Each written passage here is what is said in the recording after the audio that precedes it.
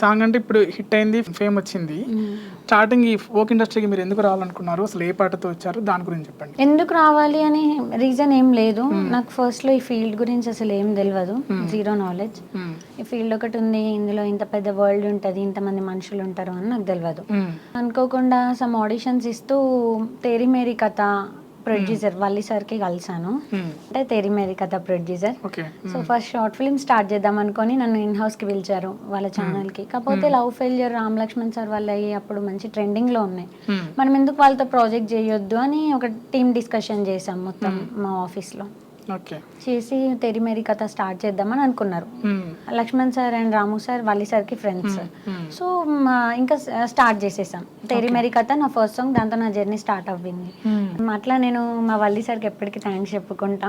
ఆయన వల్ల ఇవాళ ఇక్కడ వరకు వచ్చానంటే అంటే కాంటాక్ట్ షేర్ అవుతూ. లక్ష్మణ్ అంటే బుల్లెట్ బండి లక్ష్మణ్ గారు. బుల్లెట్ బండి లక్ష్మణ్. అది ఎలా జరిగింది అంటే 7 days జరిగిందంట షూటింగ్, అదంతా అక్కడ ఎక్స్పీరియన్స్ ఎలా ఉన్నాయి? 7 days జరిగింది షూట్. అక్కడ మన తెలంగాణ కాదు, మనం పక్క స్టేట్కి వెళ్ళాం కాబట్టి కొన్ని ఇబ్బందులు అవుతూ ఉంటాయి.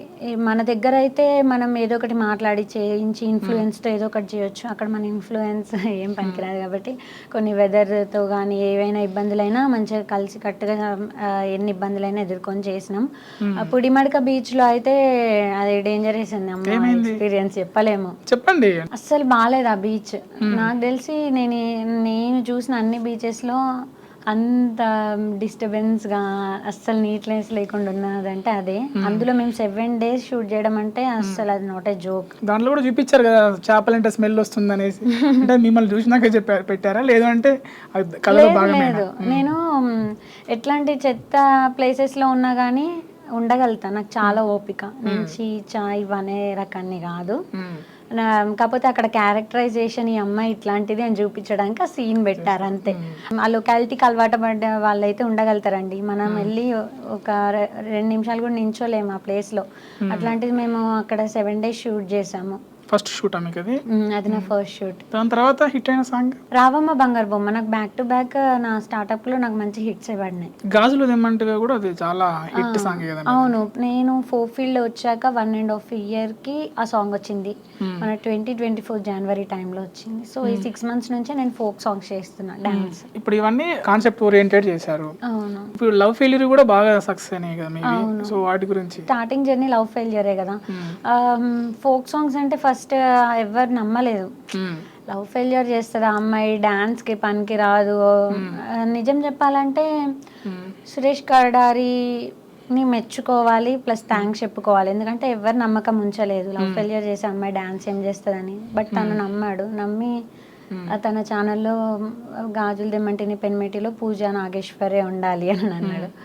అట్లా నేను నమ్మలేదు యాక్చువల్లీ. కాకపోతే ఇంకా ప్రాక్టీస్ టైంలో ఓకే నాకు కాన్ఫిడెన్స్ వచ్చింది చేయగలుగుతానని. మీ సాంగ్స్ కింద చాలా బ్యాడ్ కామెంట్స్ వస్తున్నాయి, ఎందుకలా? ఏమైంది అంటే ప్రొడ్యూసర్ ఫ్రెండ్లీ ఉండారా మీరు?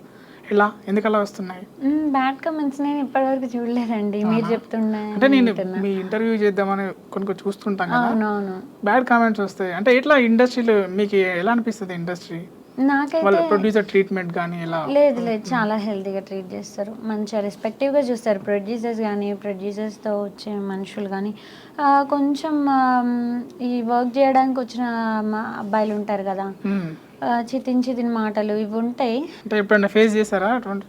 అమ్మ తిట్టేస్తుంది. వన్స్ అగో నేను ఫేస్ చేశాను. అమలాపురం వెళ్ళాను షూట్కి. ఇన్ని బంచ్ ఆఫ్ సాంగ్స్ అనుకొని వెళ్ళాము.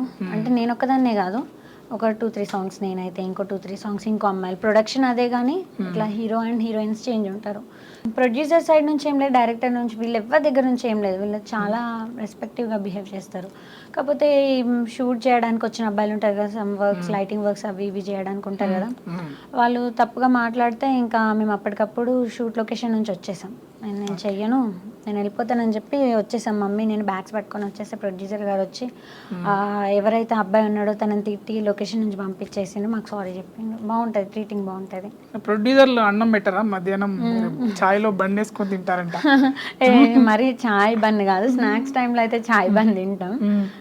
కొన్ని టైమ్స్ ఇంకా కుదరదు కదా, లొకేషన్స్ దూరం ఉంటాయి, సిటీ అవుట్స్కట్స్ ఉంటాయి, టౌన్లోకి వచ్చి అవన్నీ తెచ్చి అంతా కుదరదు పాపం వాళ్ళకు కూడా, ఆ డిస్టర్బెన్సెస్ అనేటివి ఉంటాయి, అడ్జస్ట్ చేసుకొని పోవాలంతే. కొన్ని టైమ్స్ ఇంకా నేను అడ్జస్ట్ అవ్వను, ప్రొడ్యూసర్స్ని కొంచెం ఇబ్బంది పెడతా, లేదు నాకు కావాలంటే కావాలని చెయ్యను అంట. ఎందుకంటే కొంచెం ఇంకా నాకు అప్పుడు స్ట్రెంత్ ఉంటే నేను ఇబ్బంది పెట్టాను, కానీ కొన్ని టైమ్స్ నాకు ఇంకా ఓపిక ఉండక అట్లా చేస్తాను వాళ్ళని. ఎవరు ఫ్రెండ్స్, ఎవరు ఫోక్ ఇండస్ట్రీలో బాగా ఫ్రెండ్స్? బాగా ఫ్రెండ్స్ అంటూ ఏముండదు. షార్ట్ రెడీ అంటే వెళ్తా చేస్తా, మళ్ళీ కట్ అనగానే వచ్చి అమ్మమ్మతో లేదా అమ్మతో ఉంటా. లైక్ లిటిల్ బిట్ అయినా కొంచెం మాట్లాడతానంటే మేబీ లాస్యా మంచి ఫ్రెండ్ అనే చెప్పుకోవాలి. మంచిగా మాట్లాడుతుంది, Lasya is good. And Karthik Reddy కూడా మంచి సజెషన్స్ ఇస్తాడు, చాలా బాగా సజెషన్స్ ఇస్తాడు. హీరోగా చేసే వాళ్ళు ఎవరు ఎక్కువ ఫ్రెండ్లీగా ఉండేది? అందరూ ఉంటారు, ఎవరు ఇబ్బందిగా బిహేవ్ చేయరు. టోనీ కిక్తో కూడా బాగుంటుంది, అందరితో బాగుంటుంది. ఇప్పుడు మూవీ అవకాశాలు వస్తున్నాయి మరి ఏమైనా? వస్తున్నాయి, 3 మూవీస్ చేస్తున్నా. ఒకటి పోస్ట్ ప్రొడక్షన్లో ఉంది, నగారా అని, కొత్త ప్రొడ్యూసర్స్ వాళ్ళంతా, కొత్త డైరెక్టర్స్. నా సెకండ్ది ఇప్పుడు ప్రజెంట్ చేసే ప్రాజెక్ట్ అయితే బిగ్ బాస్ అఖిల్ సార్థక్ గారు హీరో, సో నేను ఫీమేల్ లీడ్ చేస్తున్నా అందులో. ఇంకోటి #GG అని, వాళ్ళది కూడా కొత్త ప్రొడక్షన్, గోదావరి కన్లో జరుగుతుంది షూట్ ప్రజెంట్. షూటింగ్కి అమ్మమ్మని తీసుకొస్తారంటే ఏంటి అమ్మమ్మ పెద్ద బాండింగ్? మమ్మీ ఇక్కడ మనుగురులో ఉంటారు డాడీతో, డాడీ సింగరేణి ఎంప్లాయీ, షిఫ్ట్స్ ఉంటాయి, అమ్మ లేకపోతే కుదరదు. అట్లా నాతో ఎవరో ఒకరు తోడు ఉండాలి, అమ్మమ్మని పంపిస్తారు. అంటే జనరల్గా అమ్మమ్మలు అంటే ఏంది, ఫీల్డ్లోకి రానివ్వరు కదా, అమ్మమ్మే తీసుకొస్తుంది తోడు అంటే అడుగుతున్నా క్వశ్చన్. మా ఇంట్లో అందరూ చాలా ఫ్రీ మైండ్ అండి, ఎక్కడ కూడా రిస్ట్రిక్ట్ చేయడం లాంటివి ఏముండవు. ఈవెన్ అక్కడ జరిగేది హక్ సీన్ లాంటివి ఏమైనా ఉంటే నాకంటూ ఒక ఫ్రీడమ్ ఇచ్చి పక్కకు వెళ్తారు వాళ్ళు, నేను ఎక్కడ చేయలేను అని. నేనేం షై ఫీల్ అవ్వను, మమ్మీ డాడీ ఉన్నా అమ్మమ్మ ఉన్నా ఎవరున్నా నేను చేస్తా. కొంచెం కాకపోతే వాళ్ళకి ఇబ్బంది ఉంటుంది కదా, అట్లా వాళ్ళు పక్కకి వెళ్తారు. అమ్మమ్మ కూడా అమ్మమ్మ లెక్క బిహేవ్ చేయరు, నాకన్నా ఇంకా తనకే చాలా నీట్నెస్ ఉంటుంది, అది ఇది అన్ని ఆమె బాగా మెయింటైన్ చేస్తుంది నాకన్నా. రాధా రాధా బైకటి రాధా అని కూడా సాంగ్, హిట్ సాంగ్ అది. సో అది ఎలా? అవును, నేను అది మర్చిపోయినా, సారీ. నాకు రాధా రాధా వెంకటి తర్వాత సెకండ్ హిట్ రాధా రాధా, ఆ తర్వాత ఓపిల్గా వెంకటి. మర్చిపోయారు పాపం. మర్చిపోయాను, ఇట్లా కొన్ని మర్చిపోతా, ప్లీజ్ చూసి ఏమనుకోకండి. మీకు ఇష్టమైన హీరో ఎవరు?